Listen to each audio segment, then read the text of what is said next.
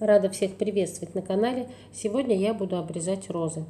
Кадры, которые вы видите на экране, летние. Сейчас зима, если быть точно, январь 2022 года.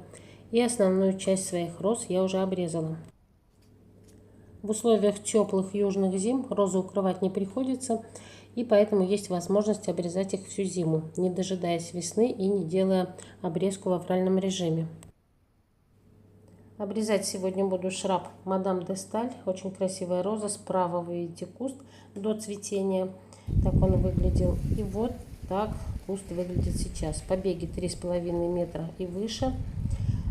Цветы, как вы можете догадаться, находились на том же уровне. То есть не рассмотреть их, не полюбоваться, ни тем более понюхать возможности не было. Поэтому я хочу поменять форму куста. Буду его существенно занижать. И пострижем еще эту розочку без названия. С ее формой все в порядке. Будет обычная плановая стрижка. Этот куст я исправлять не буду. С ним все в порядке. Возвращаемся к Мадам де Сталь. Описание этой розы гласит, что высотой она вырастает не более 1 метра.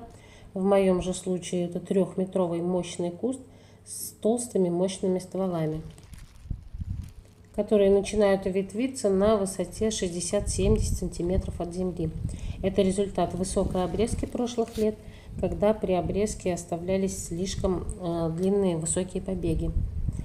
Эти стволы я хочу убрать полностью, для того, чтобы ветвление начиналось на уровне земли. Потому что огромное могучее розовое дерево размером с яблоню, которую вы видите слева, меня никак не устраивает. Поэтому побеги я срезаю почти полностью, оставляю 2-3 почки на всякий случай снизу. Но эти почки с большой вероятностью не пробудятся, потому что побеги эти уже довольно старые. Ни кусторезом, ни тем более секатором здесь не справится, поэтому в ход идет обычная ножовка. Спиливаю эти старые стволы. И сейчас покажу, на какой высоте они находятся и какую огромную часть я спиливаю. Это целое дерево. И вот здесь были цветы высоко в небе. Вот такая розочка.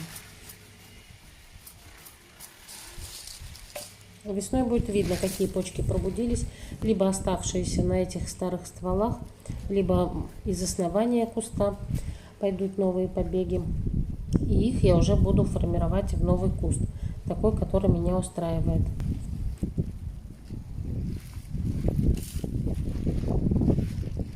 Рыбочка.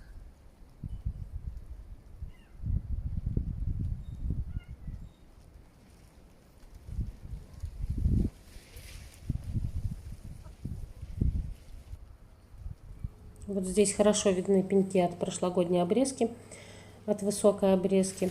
Новые побеги появляются из почек, которые расположены в верхней части, то есть недалеко от среза. Поэтому низ пушистым никогда не станет, как бы я этого не хотела, без спиливания, без обрезки этих стволов. Итак, 99% куста я удалила. Остались пеньки, на которых я буду ждать появления новых почек, новых побегов. Как вы понимаете, у такого огромного куста, у такого огромного растения и корневая система не может быть маленькая. Она тоже такая же огромная и разветвленная. Сил у нее много, поэтому почек, пробудившихся, тоже надеюсь увидеть большое количество.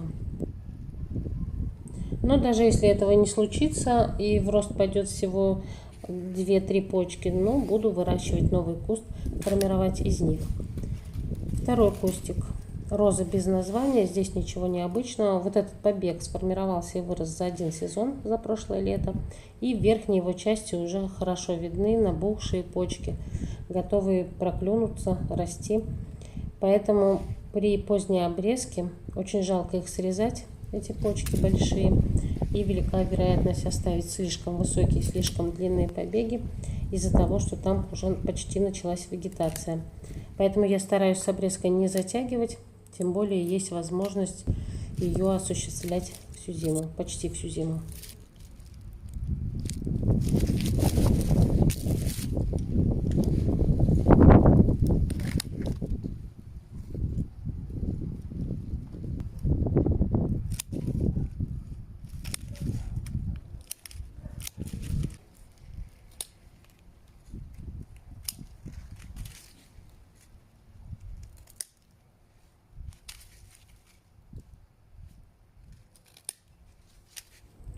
Этот куст состоял из большого количества однолетних побегов прошлого года, прошлого сезона. Вот один из таких. Вырезаю их почти полностью, оставляю снизу 3-4 почки, для того, чтобы они тронулись в рост весной и сформировали новую крону. Единого правила для обрезки всех роз не существует, каждый вид обрезается по-своему, да и один и тот же кустик можно формировать в разных стилях. Например, этот куст я намеренно оставила с такими длинными ногами, потому что хочу вести его в полуплетистой форме. На этом у меня на сегодня все. Отличная погодка была, дала мне поработать. Я обрезала наконец-то все свои розы на весну, не оставила ни одного кустика. Осталось измельчить все обрезанное. Это для меня даже затруднительнее по времени и по трудозатратам, чем сама обрезка. Приходится зимой на них поработать, чтобы весной получить дивное цветение и шикарный аромат. Стараюсь не затягивать с измельчением обрезанного. 2-3 розочки обрезала, сразу измельчила все секатором и убрала в компост. Вот здесь отчетливо видны почки, которые готовы тронуться в рост. И именно они весной начнут расти, если куст не подвергнуть обрезке. На этом у меня на сегодня все. Дальше немножко зарисовок моего сада, пока погода сменилась с зимней на весеннюю. Всем отличного настроения, здоровья и всего наилучшего. До новых встреч на канале. Пока!